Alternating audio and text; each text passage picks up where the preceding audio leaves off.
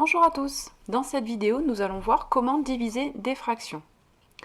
Alors pour commencer, comment diviser des fractions? Eh bien, pour diviser par un nombre, il faut multiplier par son inverse. Donc finalement, faire une division, ça revient à faire une multiplication, mais à multiplier par l'inverse. Donc je vous rappelle, en ce qui concerne les fractions, vous savez multiplier des fractions et vous connaissez l'inverse d'un nombre. Donc finalement, vous savez déjà diviser par un nombre non nul. On va voir trois exemples pour pouvoir illustrer tout ça. J'ai le premier calcul A où je veux calculer 5 demi divisé par 3 demi. Eh bien, si je suis la propriété, pour diviser par 3 demi, je dois multiplier par l'inverse de 3 demi. Autrement dit, la division, je vais la transformer en multiplication. Et donc, je vais avoir, au lieu d'avoir 5 demi divisé par 3 demi, je vais avoir 5 demi fois la division, je la transforme en multiplication. Et au lieu de mettre 3 demi, je mets l'inverse de 3 demi, c'est-à-dire 2 tiers. Et maintenant, je me retrouve avec une multiplication de fractions que vous savez faire. Je vous rappelle que dans ce cas-là, je multiplie les numérateurs entre eux et les dénominateurs entre eux. Ce qu'on constate ici, c'est que je peux simplifier par 2, donc je divise par 2 au numérateur et au dénominateur, donc je simplifie par 2, et il me reste donc 5 tiers. Voilà, on vient de diviser 5 demi par 3 demi. On va faire la même chose avec le calcul B, je veux diviser 12 septièmes par moins 6 sur 14. Eh bien, je commence par transformer la division en multiplication.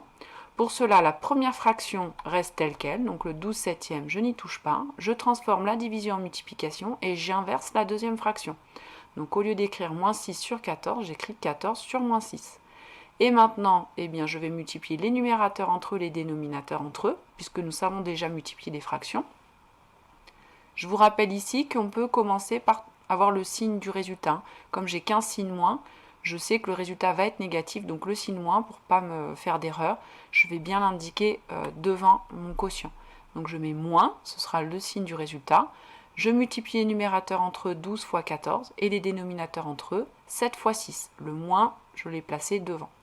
Maintenant, avant de faire le produit, ce qu'on voit, c'est qu'on va pouvoir simplifier, parce qu'en réalité, 14, je peux le décomposer en 2 fois 7, comme ça je vois que je peux simplifier par 7, et mon 12, je peux le décomposer en 6 fois 2, comme ça je vois que je peux simplifier par 6.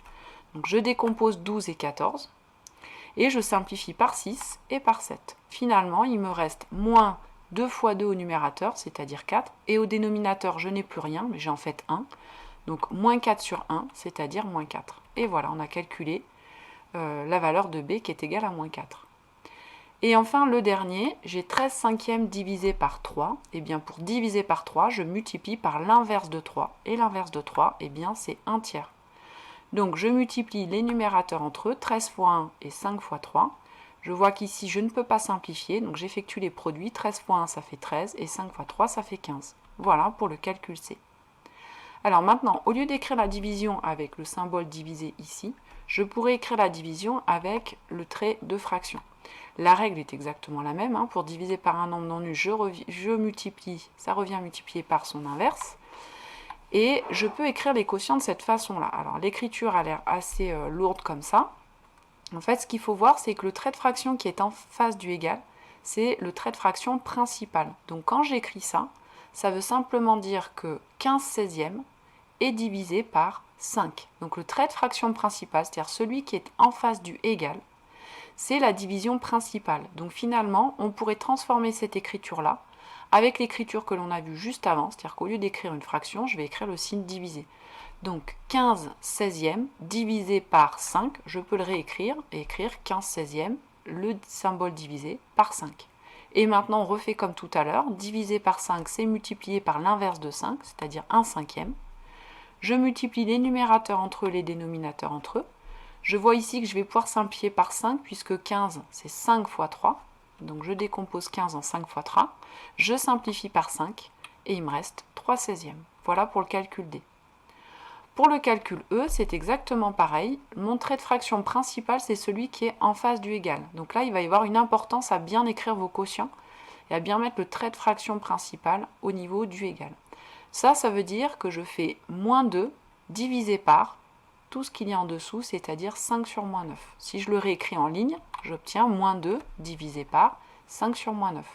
Je transforme la division ici en multiplication, en multipliant par l'inverse. Donc je multiplie par moins 9 sur 5. Et puis j'effectue les produits. Alors vous voyez que le signe moins fois moins, ça va donner plus. Et puis je vais avoir 2 fois 9 sur 1 fois 5. Donc ça donne 18 cinquièmes. Voilà pour le calcul E. Et puis enfin le calcul F, même chose, au lieu de l'écrire sous forme d'un quotient comme ça, c'est assez lourd à écrire, hein, ça fait une grosse écriture, je peux l'écrire en ligne. Donc je regarde le trait de fraction principal qui est devant le égal ici. Et ça veut dire que je fais 18 cinquièmes divisé par moins 10 tiers. Si je l'écris en ligne, j'obtiens ça. Et là, je reviens au calcul que l'on a vu déjà juste avant. Divisé par moins 10 tiers, c'est multiplié par 3 sur moins 10, donc j'inverse. Vous voyez que ma première fraction, je n'y touche pas, hein, elle reste telle qu'elle. Je transforme la division en multiplication et j'inverse la deuxième fraction. Donc je vais faire 3 fois 18 et 5 fois moins 10, sachant que mon résultat va être négatif. Donc je mets le signe moins devant. Et puis ici, je peux décomposer mon 10 en 2 fois 5, puisque mon 18 c'est 2 fois 9. Là, je vois que je peux simplifier par 2. Par contre, je ne peux pas simplifier par 5, puisqu'ils sont tous les deux au dénominateur. Donc maintenant, il ne me reste plus qu'à effectuer les produits. 3 fois 9 et 5 fois 5, j'obtiens moins 27 sur 25. Et voilà.